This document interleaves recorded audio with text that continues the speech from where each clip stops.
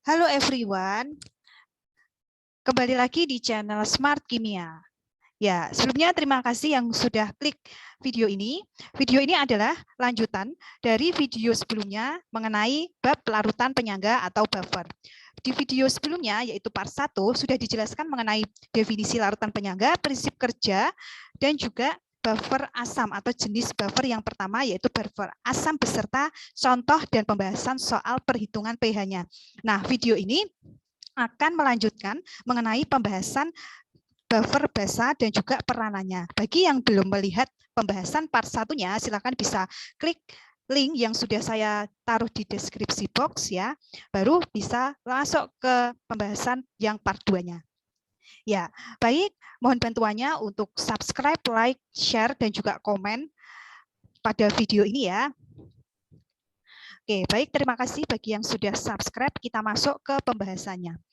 Nah, jadi kita ingat kembali bahwa larutan penyangga itu adalah larutan ditambahkan sedikit asam, ditambahkan sedikit basa maupun diencerkan. Itu larutan penyangga asam sudah dijelaskan di video selanjutnya ya. Kita langsung masuk ke larutan penyangga basa. Nah, larutan penyangga basa ini merupakan larutan penyangga yang tersusun definisi senyawa atau larutan basa lemah beserta bisa kita definisikan larutan penyangga basa ini adalah larutan yang tersusun dari basa lemah serta garamnya. Nah, contohnya adalah ya ini ya dan juga NH4Cl yang merupakan garamnya ya. Yang basa. Oke.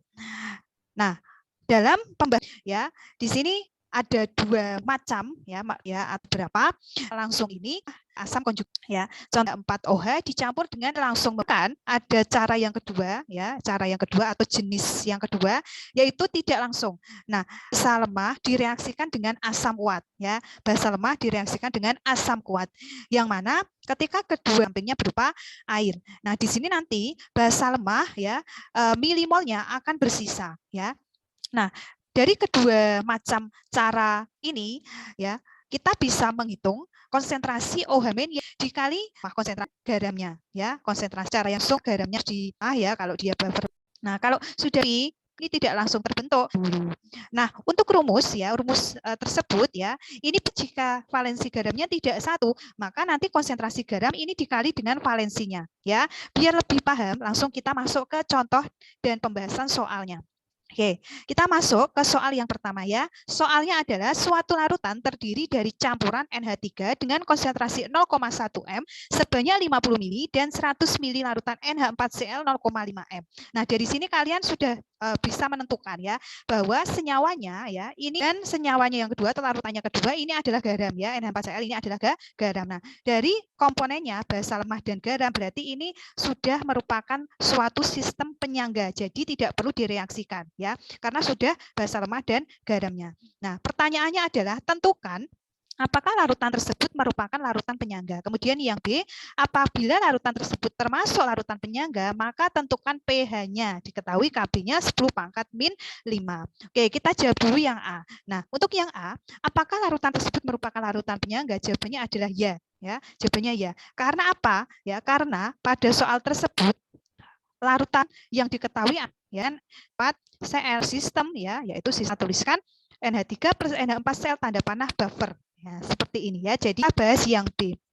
Apabila larutan tersebut termasuk larutan penyangga, tentukan pH-nya. Nah, saya ingin kembali terlebih dahulu pada slide sebelumnya ini ya. Nah, karena tadi sudah termasuk dalam basa lemah dan garamnya ya, cara langsung yaitu untuk menentukan konsentrasi OH- kita gunakan persamaan Kb kali konsentrasi basa lemah dibagi dengan konsentrasi garamnya. Oke ya. Nah, jadi untuk yang B di sini saya tuliskan ya. Nah, saya tuliskan dulu biar lengkap ya, NH3 ya, NH3L. Nah, ya biar lengkap aja ini ya. NH4Cl. Nah, ini kan garamnya ya, garam dari NH3 ya. Ini tidak oke, lanjut dulu. Nah, ini langsung membentuk buffer. Jadi ini langsung kita ya. Oke. Nah, kemudian tadi ya untuk OH- ya konsentrasi OH- B dikali konsentrasi garam. Nah, saya tuliskan seperti ini. Nah, di sini ada konsentrasi basa. Ini basa lemah, ini garamnya ya. Untuk menyimpulkan ini, kemudian NH4Cl ini garamnya saya tuliskan konsentrasi garam. Nah, karena di sini ada konsentrasi garam, maka kita harus terlebih dahulu mencari milimol ya, milimol dari masing-masing larutan. Nah, kita cari dulu mol ya, mol atau tarik ke kan di sini 0,10 hasilnya adalah 5 merupakan konsentrasi. Kita cari juga mol dari, nah ini adalah konsentrasi dari garamnya. Nah, ya dengan mengalihkan berapa untuk yang NH4Cl ini 0,5 m 100, hasilnya adalah 50 milimol. Bukan ke dalam rumus ya di sini. Nah, Kb-nya sudah diketahui di soal ya, 10 pangkat min 5. Nah, dikali konsentrasi basa ya, konsentrasi basanya itu lengkap boleh 5 milimol. Nah, milimolnya kita coret ya, karena kan dibagi ya. Ini kita coret, nah tinggal 5 dibagi 50, yaitu 0,1. Nah, 0,1 kali 10 pangkat 6 M. Nah, M. Nah, gitu ya. Sehingga kita cari POH. Nah, POH-nya, nah, min log 6. Oke, 6 ya hasilnya ya. Nah, oke, ini sebentar ya, saya hapus dulu biar jelas. Oke, kemudian pH, ya ini 6 ya. Kok nggak bisa? Ya ini hasilnya 6 ya. Nah, kemudian pH. Nah, sehingga hasilnya adalah 8 gitu ya. Nah, jadi seperti ini cara mengerjakan soal yang pertama gitu ya. Nah, kemudian ini ada bentuk soal ya, bentuk soal yang kedua di mana soal yang kedua ini ada sedikit penambahan ya, karena kan definisi dari larutan penyangga itu larutan yang dapat mempertahankan pH ketika ditambah asam atau ditambah basa, sedikit asam, sedikit basa, maupun pengenceran. Nah, ini kita coba analisis ya, apakah betul larutan tersebut larutan penyangga yang bisa mempertahankan pH gitu ya. Nah, soalnya ada seperti ini. Sebanyak 200 ml larutan penyangga mengandung NH3 dan NH4Cl masing-masing 0,05 m. Kb-nya adalah 10 pangkat min 5. Yang pertama tentukan pH larutan tersebut. Yang kedua, nah ini, tentukan pH larutan setelah ditambah 2 mili HCl 0,05. Yang ketiga, soalnya adalah tentukan pH larutan setelah ditambah 2 mili NaOH. Nah, jadi kan ini ditambahkan asam, ini ditambahkan basa. Nah, benar nggak nanti pH-nya itu cenderung tetap? Nah, coba kita analisis ya. Nah, baik. Nah, kita lihat dulu komponennya ya. Di sini komponennya adalah NH3 dan juga NH4Cl. Nah, ini berarti dia membentuk sistem yaitu larutan penyangga basa ya.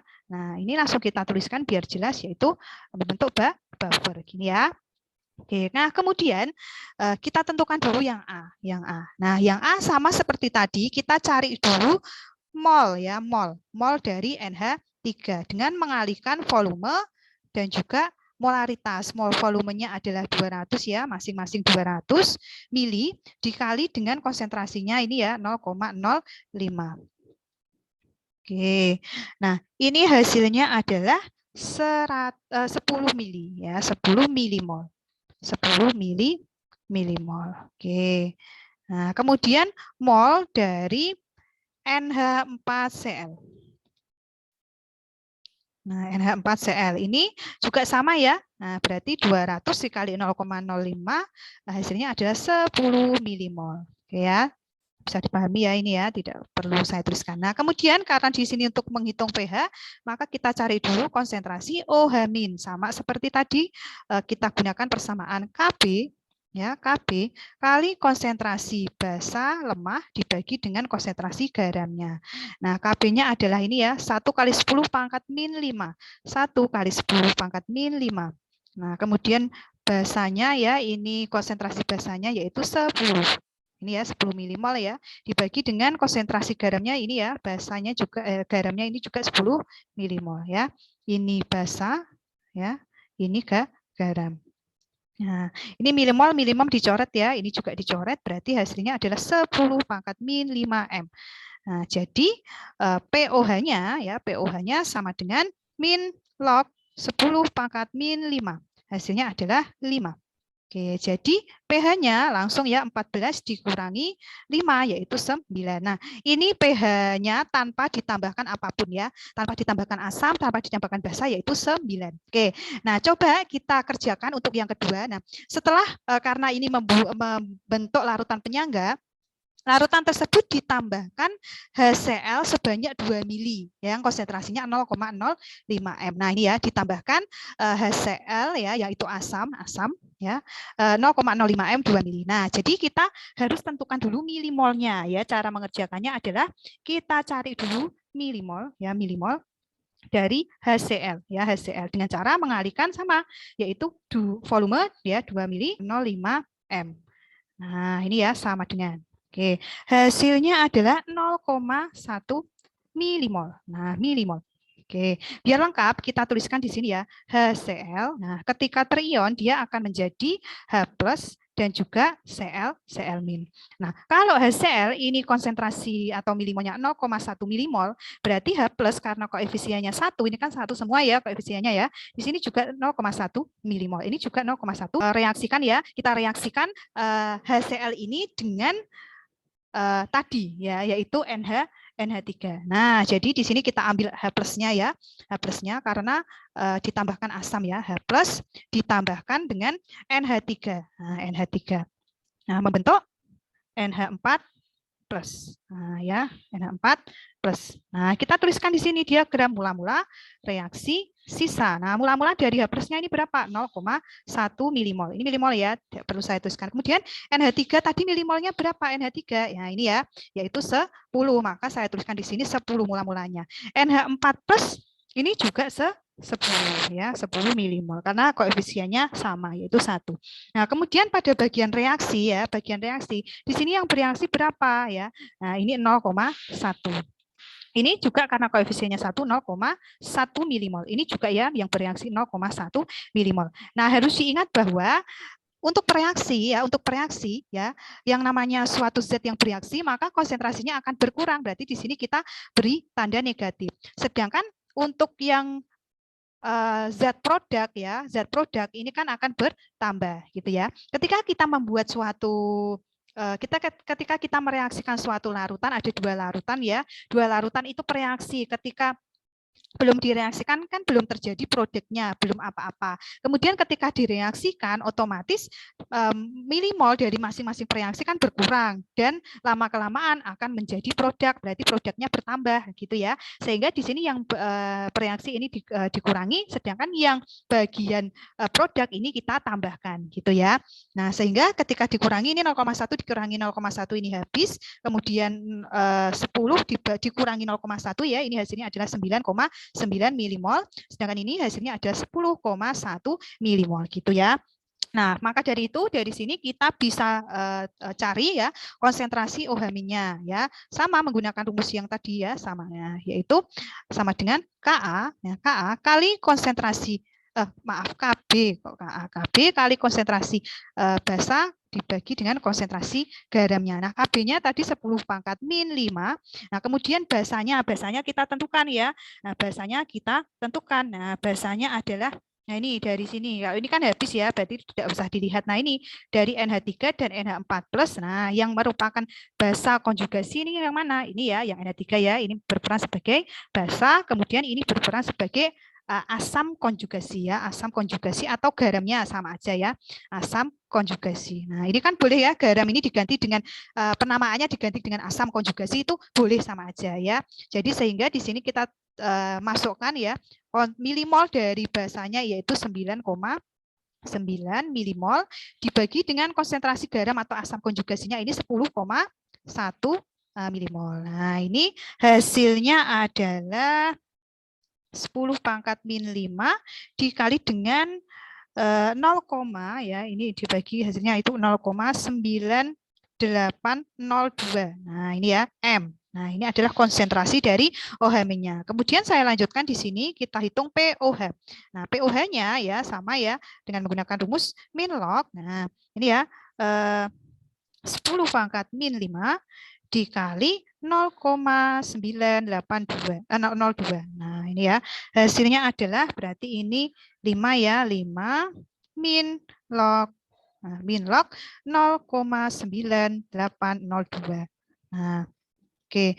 Log dari ini itu hasilnya min 0,0087 sehingga di sini hasil akhirnya adalah 5,0087. Nah, seperti ini ya. Oke, atau saya jabarkan. Nah, saya jabarkan aja ya, biar lebih jelas. Oke, matematikanya. Nah, jadi ini 5 dikurangi ini ya, log 0,9802 ini hasilnya adalah min ya 0,0087. Nah, ini hasilnya. Nah, ini kan min, ini min, jadinya kan plus ya. Jadi 5. Nah, 5 ya, ini plus ini berarti 5,0087. Nah, ini pOH-nya. Nah, pH-nya berapa? pH-nya berarti ya 14 dikurangi ya 14 dikurangi 5, ya 0087.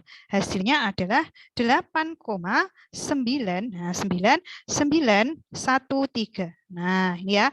Ini adalah hasilnya. Oke, kemudian yang C nanti kita bandingkan. Kita lanjut dulu yang C ya. Tentukan pH larutan setelah ditambah 2 mili NaOH 0,05 M. Nah, ini basa ya, ditambahkan basa. Oke, jadi sama dengan yang B tadi, kita cari dulu milimol dari basanya ya. Ya, milimol dari NaOH yaitu dengan mengalihkan 2 mili ya dikali dengan 0,05, hasilnya sama yaitu 0,1 milimol. Nah, ya milimol. Nah, kemudian kita ionisasikan NaOH plus dan juga OH-. Nah, OH-. Nah, NaOH ini milimolnya 0,1 ya. Ini karena Na plus juga koefisiennya 1, berarti konsentrasi atau milimolnya juga 0,1. Ini juga 0,1 gitu ya. Maka kita tuliskan reaksinya. Kita ambil OH-nya ya karena basa. Nah, OH-, nah kita tuliskan ditambahkan dengan NH4+ ya. Nah, ya. Nah, kemudian menjadi NH3 dan hasil sampingnya berupa H2O. Nah, ya, kita tuliskan juga mula-mula reaksi sisa. Nah, mula-mulanya OH-nya ini berapa milimolnya? 0,1. Kemudian konsentrasi dari NH4+ ya, NH4+. Nah, ini ya bisa kita ambil dari sini. Nah, ini ya, yaitu 10 milimol. Nah, kita tuliskan di sini 10 milimol. Ini juga ya karena koefisiennya 1, 10 milimol. Ini juga 10 milimol. Kemudian yang bereaksi berapa? 0,1 ya, 0,1. Ini juga 0,1 karena koefisiennya di sini 1 semua. Ya, 0,1, 0,1. Nah, jangan lupa untuk bagian reaksi, untuk bagian reaksi ini pasti berkurang, maka kita beri min. Bagian produk ini pasti bertambah. Ini berarti kita tambahkan seperti ini. Nah, ya. Nah, sehingga ini 0,1 dikurangi 0,1 habis, ini jadinya 9 ya, 9,9. Ini saya hapus dulu biar lebih jelas. Ya, ini 9 ya. Nah, oke. Nah, ini 9,9 kan 10 dikurangi 0,1 ya. Ini berarti karena ditambahkan 10,1, ini juga 10,1. Nah, kita hitung OH-nya ya, OH-nya itu dengan menggunakan rumus yang sama juga yaitu Kb kali konsentrasi basa atau milimol basa dibagi konsentrasi atau milimol, ketahui di soal ya. Kemudian kita tentukan basanya ya, basanya. Nah, basanya ya ini ya, berarti ini basanya ini ya antara ini dan ini. Nah, ya, ini basanya ini adalah asam konjugasinya atau garamnya ya. Nah, itu ya. Sama kan ya ini ya. Nah, ini basanya ya, ini basanya, ini asam konjugasinya atau garamnya. Sehingga basanya ini ya, basanya ini ya kan. Maka kita tuliskan di sini, kita masukkan ke persamaannya 10,1. Nah, 10,1 sebentar. Nah, kita hapus dulu ya, 10,1 dibagi dengan ya. Nah, kemudian dibagi dengan konsentrasi garam atau asam konjugasi ya, ini ya, NH4+. Nah, ini kita ambil dari sini ya, 9,9. Nah, hasilnya adalah tinggal kita operasikan, hasilnya itu 10 pangkat min 5 ya, 10 pangkat min 5 ya dikali 1,02.